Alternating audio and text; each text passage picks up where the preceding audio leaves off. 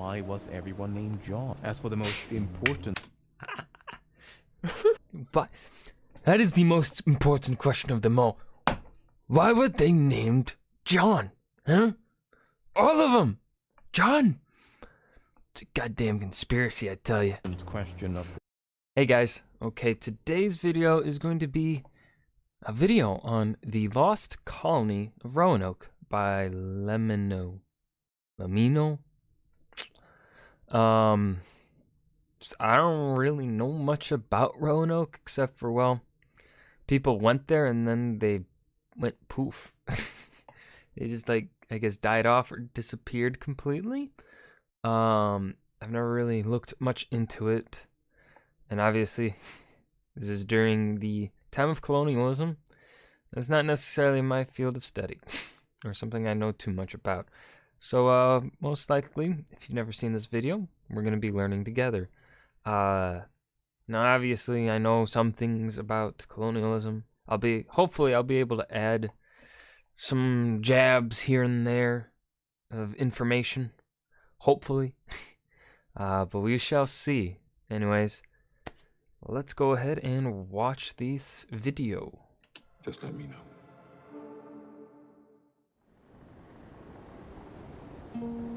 Interesting shading. Near the end of the 16th century, a man by the name of John White embarked on a transatlantic voyage. His destination was the island of Roanoke along the southeastern coast of North America. Can we just add, this is interesting. The way he, his travels. So I don't know if this was the typical way of traveling from England, or it would have just been that, or if this was the typical route in which you go down, hit a port in Africa, and you keep down the coast, and then you go across to the islands.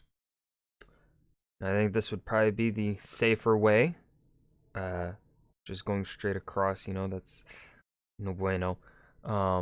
Can be pretty dangerous over here. So I'm guessing this might be the safer route, as long as it's not hurricane season. But yeah, that's an interesting, never really, it kind of shows you the difference in technology, right? You know, a ship leaving here from New England and going to Old England.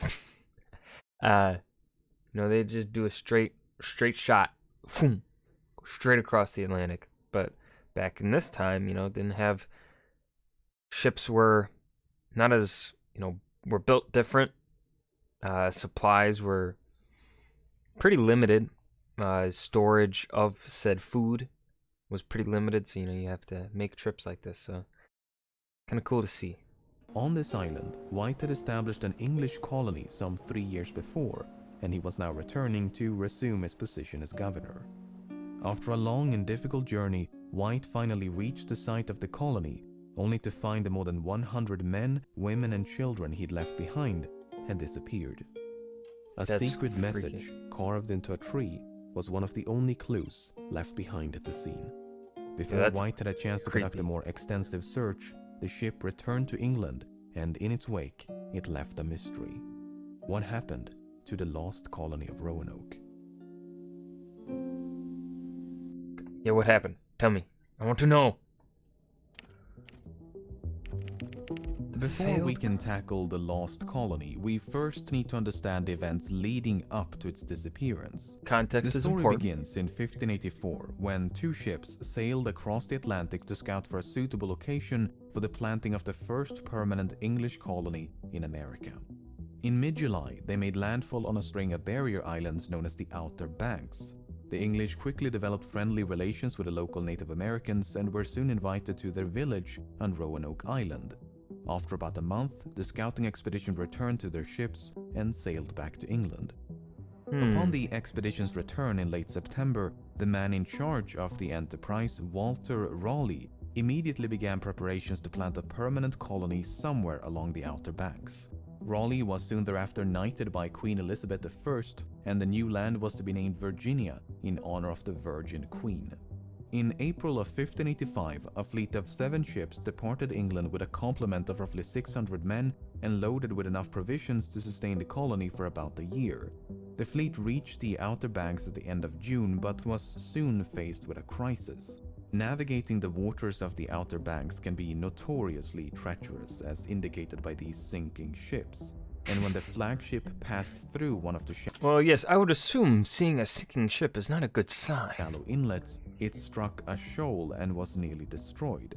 As the flagship carried the bulk of the provisions and most of it was now spoiled by seawater, the scope of the colony had to be dramatically reduced. About 100 men, far fewer than initially intended, were stationed on Roanoke Island, and with the natives' approval, they began construction of what was to become the Roanoke colony. The island was primarily chosen for its strategic value. It provided quick access to the ocean while still making the colony invisible to Spanish patrols. You see, Spain had already colonized and laid claim to much of what the English now called Virginia, so they had to be careful not to attract any unwanted attention. A second wave of supplies and reinforcements was expected to arrive before the winter, but unbeknownst to the colonists, the resupply mission had been countermanded by the Queen to deal with more pressing concerns back in England. As such, once the colonists ran out of food, they had to rely on the generosity of the natives.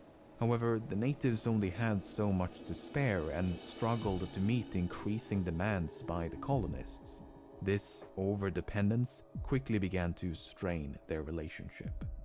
Meanwhile, people had begun to notice a disturbing trend. Every time the English visited a Native American village, many of its inhabitants would inexplicably collapse and die. The natives believed the English could kill from a distance by shooting invisible bullets, and they were not too far off. While unknown at the time, the English were carrying deadly pathogens to which the natives lacked immunity, and thus an epidemic was unwittingly unleashed upon the indigenous population. Yeah, and it wasn't just like one pathogen or whatever. This is thousands and thousands of years of human exposure to various animals that the native Europeans this is thousands and thousands of years of deadly diseases that Europeans, and also to an extent Africans as well, and Asians of course, because they're all connected on one giant landmass, they're all connected, so they've all been exposed to similar diseases from the same animals. Those in America did not have the exposure to those animals to build up those immunities. So, it is no fault of the Europeans for bringing those diseases, because they didn't know. There's no, obviously in our modern thought, if we were to go meet an alien species, we could be screwed. We could either kill off an entire planet of an alien species just by coming into contact with them, or our own astronauts could bring a disease back from them and wipe us all out. That's essentially kind of what happened here, except they didn't really know.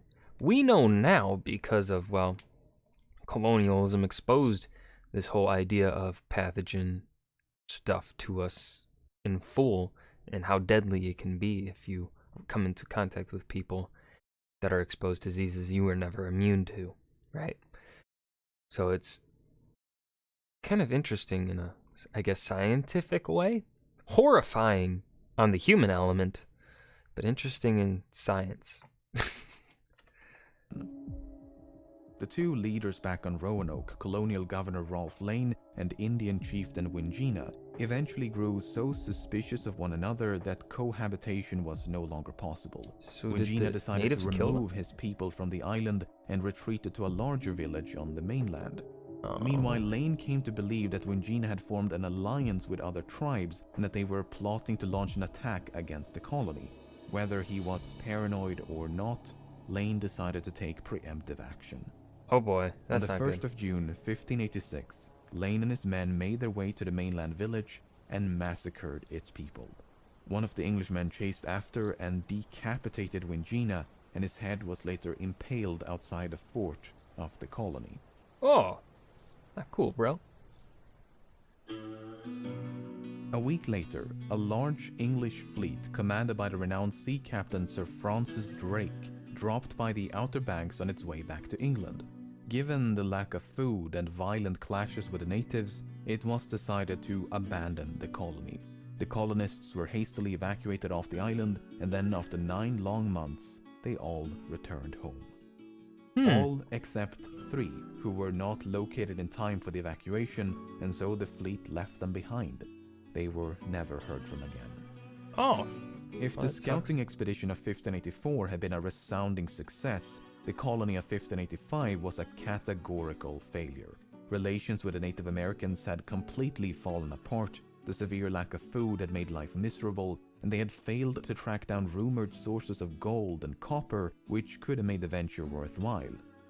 In spite of all this, at least one man was eager to return. His name was John White. White was a painter and artist by trade, and many of the maps and sketches that you've seen so far were either drawn by him or based on his work. Somewhat ironically, however, there are no surviving portraits of White himself.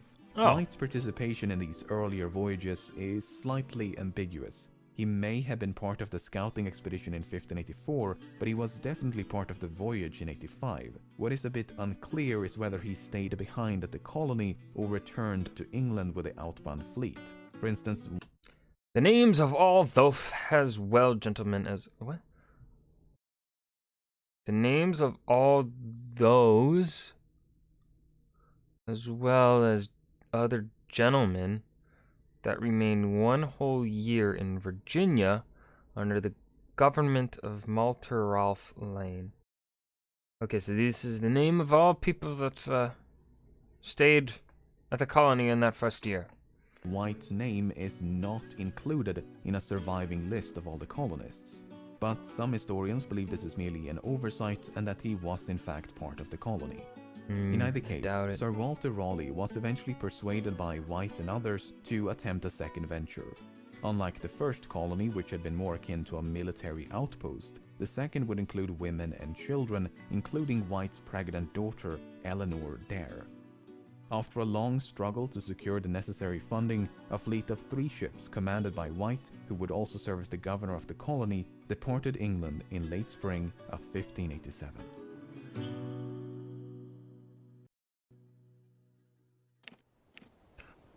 Oh, okay. I didn't know this. So there was first an original colony of Roanoke, and they evacuated it, and then some dude decided to come back and make another attempt with a more complete colony, not just men, but women and children as well.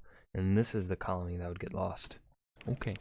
The misfortune of the first colony did not end with its evacuation in 1586. Only days later, a ship filled with provisions sent by Sir Walter Raleigh arrived at the Outer Banks. The crew spent some time searching for the colonists, but when they found no sign of them, including the 3 men that had been left behind, they returned home. The same thing happened 2 weeks later when an English-bound fleet loaded with supplies and reinforcements also found the colony deserted. Unwilling to leave the colony vacant, however, the captain left 15 crewmen on Roanoke before the fleet resumed course for England. John White had been told about the 15 crewmen before he departed, so when his fleet approached the Outer Banks in late July of 1587, he intended to pay them a visit. But this is where things get confusing. You see, the second colony was never intended to be established on Roanoke. After all, the long list of complications encountered by the first colony made it clear that Roanoke was far from an ideal location. Instead, the second colony, or the city of Raleigh as the man in charge had so immodestly named it, was to be planted somewhere along the coast of Chesapeake Bay. This made a lot more sense. The water was deeper to allow for larger ships, and not nearly as precarious as those around the Outer Banks. There was plenty of open space, the soil was more fertile, and all around it seemed an improvement to Roanoke Island. Yeah. But the fleet's Portuguese navigator, Simão Fernandes, had other plans. Fernandes had also been the navigator of the 2 previous expeditions and was a far more experienced sailor than White. So even though White was officially the captain, it seems much of the crew respected the authority of Fernandes. As such, when Fernandes decided to ignore the plan about Chesapeake Bay and instead simply dump the colonists on Roanoke, White did nothing to challenge his decision. The rest of the crew quickly fell in line, and soon enough everyone disembarked for Roanoke. Upon Weird. reaching the abandoned colony, there was no sign of the 15 crewmen they had come to assist. Instead, they found a pile of bones that appeared to be the remains of one of them. White suspected the men had been attacked by vengeful Indians, and any doubts he might have had were soon to be raised. After only a few days on the island, a colonist by the name of George Howe was attacked by a group of natives who pelted him with 16 arrows before caving in his skull with a wooden club. A brutal yet unmistakable message: the English were no longer welcome on Roanoke. Damn. Even so, the colonists were not without allies. You see, when the scouting expedition returned to England in 1584, 2 Native Americans named Wanchese and Manteo were brought along with them. Wanchese was from Roanoke, while Manteo was from a neighboring village on the island of Croatoan. When they were finally brought back to North America in 1585, they had developed vastly different opinions of the English people. As soon as they made landfall, Wanchese returned to Roanoke with nothing but resentment for these foreign invaders. Meanwhile, Manteo was fascinated by everything the English had to offer. He became their trusted guide and a mediator of sorts to smooth out relations upon first contact. So, following the death of George Howe, White reached out to the Croatoans, and they confirmed what he'd initially suspected. A large group of Indian tribes had indeed attacked the 15 crewmen stationed on Roanoke. This coalition was spearheaded by none other than Wanchese. At least 2 of the crewmen had been killed in the attack, while the rest escaped in a small boat, never to be seen again. Roanoke had become a much more dangerous place to live. Simão Fernandes remained anchored near the Outer Banks for about a month before he decided to return to England. In the meantime, the colonists had grown concerned about the long-term survival of the colony. If the colony were to be truly self-sufficient, they argued, they would require more people and more food. As such, they implored Governor White to return to England with Fernandes so that he could bring back supplies and restock the colony. White was initially hesitant to leave as he feared he'd be accused of desertion if he returned to England alone. Not to mention he would have to abandon his daughter, who had recently given birth to a daughter of her own, named Virginia, on this remote and precarious island. But in time, he was persuaded to go, and as the fleet departed in late August of 1587, he could not have known he would never see any of them again. That's ominous.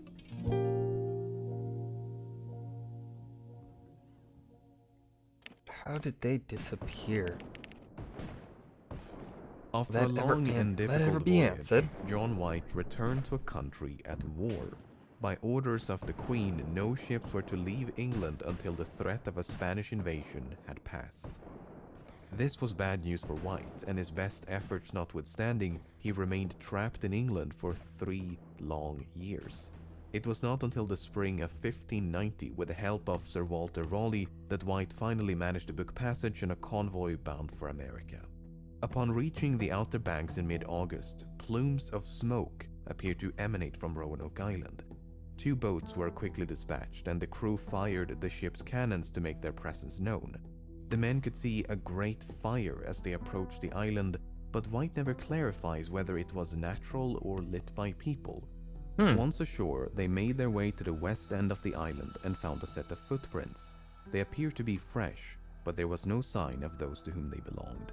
The search party then headed north and happened upon a tree where someone had carved the letters C-R-O.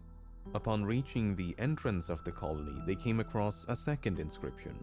It was the word Croatoan engraved into a wooden post. The post was but one of the chief trees or posts at the right side of the entrance had the bark taken off, and 5 foot from the ground in fair capital letters was graven Croatoan. One of many that now formed a defensive barrier around the colony. The colony itself was deserted, and clearly had been for some time, given the overgrowth of grass and weeds. The houses had been taken down and stripped of valuables. All they found were bars of iron, a few cannons, as well as 5 looted chests. There was no What was trace it? of iron, a few cannons, as well as 5 looted chests. 5 chests. There was no trace of the roughly 115 colonists, nor the small boats left in their possession. As far as anyone could tell, no one had lived here for quite some time. The story of the lost colony is often centered around the 2 engravings, and without the full context, it's easy to see how an author might imbue these inscriptions with intrigue and mystery. In truth, the carvings are some of the more well-understood elements of the entire story. At least, John White had no doubts about their meaning. White explains in his notes that before he left in 1587, he and the colonists had come to an agreement. If they decided to abandon the colony before the governor's return, they were to leave behind a secret token of their destination. Furthermore, if this abandonment was forced upon them, they were to include a cross to signify distress. Because no such cross had been found, White was confident the colonists had safely relocated to the island of Croatoan. Thus, White swiftly returned to the ship and convinced the captain to set course for Croatoan. But while the crew prepared for departure, the anchor cable snapped, and without a spare anchor, the captain felt it was too dangerous to continue. In the end, White never made it to Croatoan, and it was the last time he ever ventured across the Atlantic. Damn it! No! Don't end it there! 'Cause he died? No! Well, did they go to Croatoan? I need to know. While an unsatisfying conclusion, it seems relatively safe to assume the lost colony of Roanoke simply relocated to the island of Croatoan. Case closed? Well, not quite. You see, while explaining the meaning of the inscriptions, White revealed another interesting yet puzzling detail. With a single sentence, White explains that before he left in 1587, the colonists were preparing to move 50 miles into the mainland. While Croatoan is about 50 miles south of Roanoke, it's also an island, distinctly not part of the mainland. As such, this lone sentence introduces, if but a modicum of doubt, to White's version of events. Perhaps Croatoan was not their intended destination after all. If so, where could they have gone?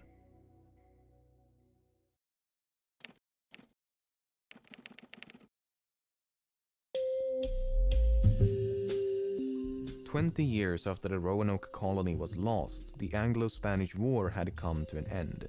John White faded into obscurity, and Sir Walter Raleigh had been found guilty of treason for conspiring against the crown." I know, it's a whole other thing. Anyway, renewed interest in America saw the plantation of a 3rd colony in 1607. The Jamestown colony was established within the borders of a vast confederacy of Native American tribes ruled by a man the English called Powhatan. One day, Powhatan captured the future governor of the colony, John Smith, and told him about the place where men wearing European clothing lived. Then, after his release in 1608, Smith drew a rough map of Virginia, and this is one of the notations.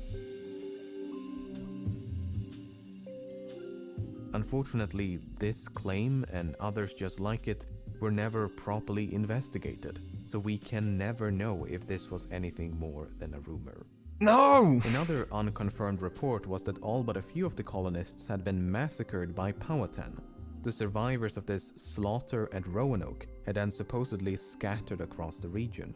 The problem is, White did not report any human remains or signs of a battle when he returned to Roanoke in 1590. Even so, an acquaintance of John Smith later wrote that Powhatan had confessed to the massacre after Smith was captured. Smith himself, however, makes no mention of this alleged confession, and he was not exactly known to shy away from embellishment. Pocahontas. Other reports included sightings of Native American children with unusually pale skin and blonde hair, which led many to suspect they could be the descendants of the lost colonists. What they had no way of knowing at the time, however, was that albinism is far more prevalent among Native Americans than Europeans. A more solid lead emerged a full century later when the English explorer John Lawson made contact with a tribe known as the Hatteras. The Hatteras occupied the same land as the Croatoans, but the island was now much larger and known as Hatteras Island after a storm had closed one of the inlets.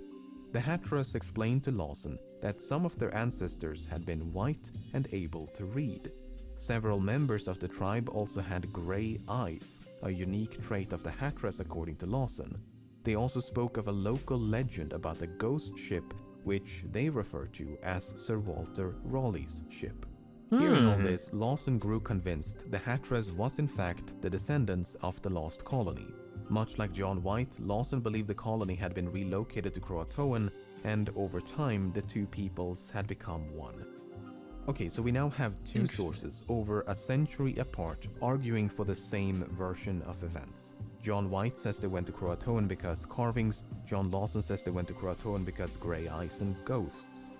Not the most decisive evidence perhaps, but it does make for a compelling argument. It does. Following Lawson's encounter with the Hatteras in 1701, nothing of significance would be uncovered for centuries. That is until the late 1930s, when a series of peculiar stones suddenly brought the mystery back to life. The stones had been inscribed with messages supposedly written by Eleanor Dare, the daughter of John White. Unfortunately, they all turned out to be fake. Oh, damn it. Well, all except the first stone, whose authenticity remains in doubt. This stone features a message from Dare addressed to... This is such a push and pull, like, you know... They found these stones. Oh, but it turned out fake. Oh, except for this one stone, which, but also kind of questionable if it's fake or not. So push and pull on the evidence here. These are breadcrumbs. In which she describes the tragic death of her husband and child. The composition of the stone makes it well suited for inscribing a message, but a poor choice for a forger, as they would have had to chemically age the fresh markings to match the weathered surface. It would not have been impossible, but quite difficult to do so in the 1930s. On the other hand, the man who supposedly found the stone was never heard from again, and the precise location of its discovery was conveniently kept secret. The credibility of the writing is equally contested, and there's just no consensus on what to make of it. Modern archaeological research has also been plagued by uncertainties. Excavations at Roanoke have mostly confirmed the presence of a 16th century English colony, but have done little in the way of determining its fate. Meanwhile, excavations on Hatteras has yielded a mix of Native American and European artifacts, including the hilt of a light sword, but nothing that can be definitively linked to the lost colony. To make matters worse, much of the evidence may now be underwater due to centuries of shifting sands and erosion of the islands. Shit. It was partially out of frustration for this lack of progress that researchers made a remarkable discovery in late 2011. While inspecting White's map of Virginia, a member of the First Colony Foundation took note of these patches. Historically, patches like these have been used to correct minor mistakes, so no one had ever given them a second thought. This time, someone did and had the patches carefully examined. Underneath the lower patch, they found exactly what you'd expect, minor corrections. Underneath the upper patch, however, they found this. This four-pointed star is a typical representation of a fort. A comparable symbol can be seen on this map from the early 17th century. The paint used to draw the symbol matches the paint used elsewhere on the map, including the corrections drawn on top of the lower patch, suggesting it was drawn and concealed by White himself. More puzzling still, Why would he do that? A slightly smaller four-pointed star enclosed by two concentric squares has been painted with invisible ink on top of the patch. This symbol can even be faintly discerned with the naked eye, meaning it's been hiding in plain sight all along. Finally, this fort is situated on the mainland, approximately 50 miles west of Roanoke. Shit.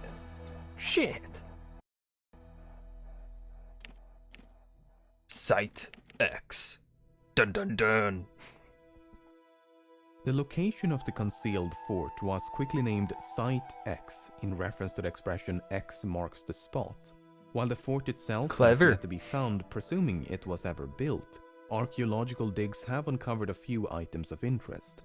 Fragments of pottery and bits of metal are indicative of an English presence, but much like the findings on Hatteras, an indisputable link to the lost colony has yet to be established. That being said, the research is still ongoing, and the smoking gun, whatever it may be, will perhaps have been found by the time you're watching this. Presuming this is the intended location for the city of Raleigh, one has to wonder, why was it concealed with a patch? Tempting as it may be to envision some elaborate conspiracy, there is a very simple explanation. Remember how give me in conspiracy. 1608, John Smith sent his rough map of Virginia back to England?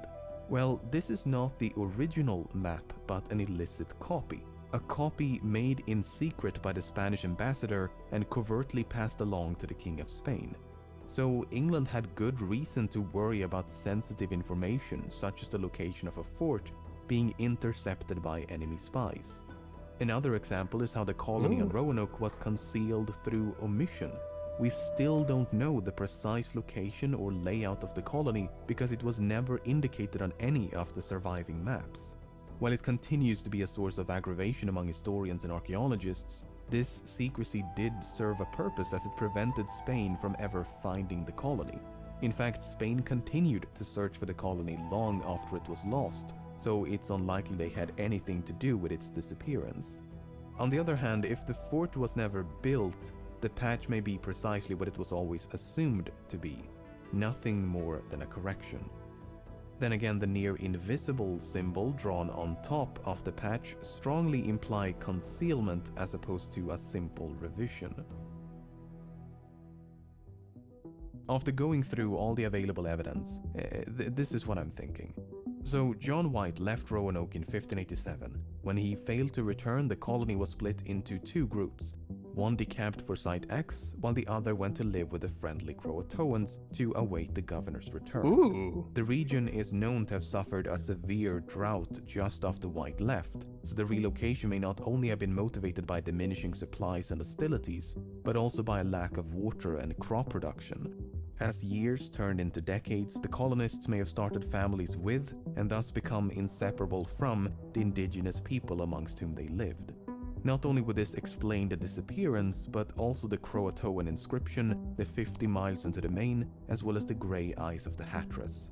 While I'm still leaning towards it being fake, I do find it interesting how the Dare stone was supposedly discovered just a few miles north of Site X. After all, if you're a hoaxer and you want to convince 1930s America that this stone is genuine, why claim you found it so far away from Roanoke? One should also keep in mind that much of the evidence relies solely on the words and paintings of one man. Parts of White's account could easily be a misinterpretation or exaggeration, so depending on what evidence you regard as credible, other solutions are equally plausible. For instance, some believe the colony went ahead with the original plan and relocated somewhere along the coast of Chesapeake Bay. Others believe they were all lost at sea after a failed attempt to return to England. But these solutions are about as helpful as saying the colony vanished into thin air. Without a more localized place of interest to search for corroborating evidence, there is virtually no hope of resolution. So, with all that being said, many questions remain. What happened to the 3 forsaken colonists and the 13 crewmen? Why did Simão Fernandes disobey orders and dump the colonists on Roanoke? Why was one of the 2 engravings left incomplete? Why was everyone named John? As for the most important...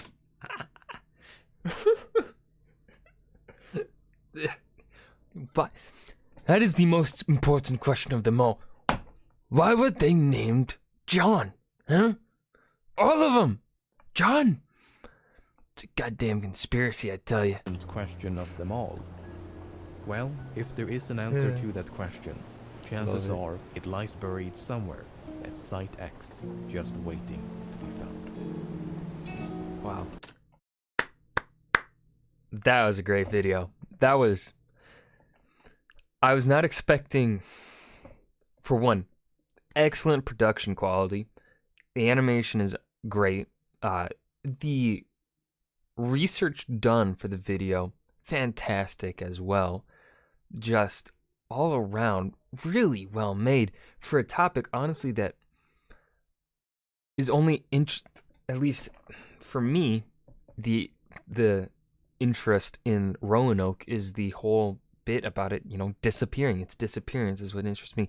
this video alone got me interested in the context of the situation, the previous colony of Roanoke that I did not know existed and then got abandoned, evacuated.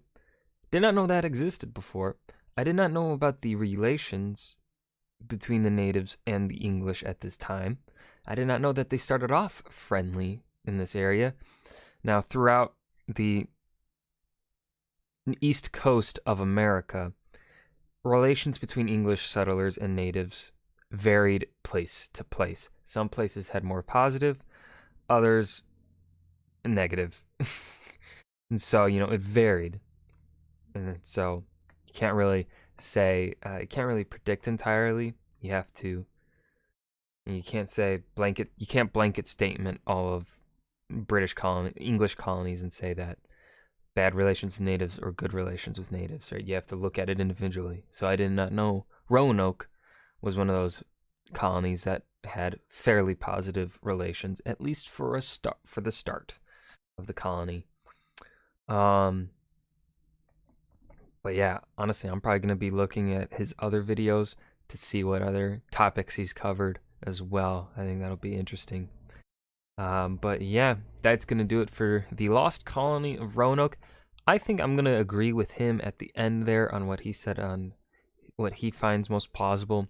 Colonists splitting up, some going to Site X, others going down to what would become Hatras or whatever it was called.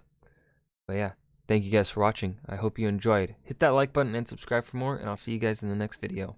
Thank you.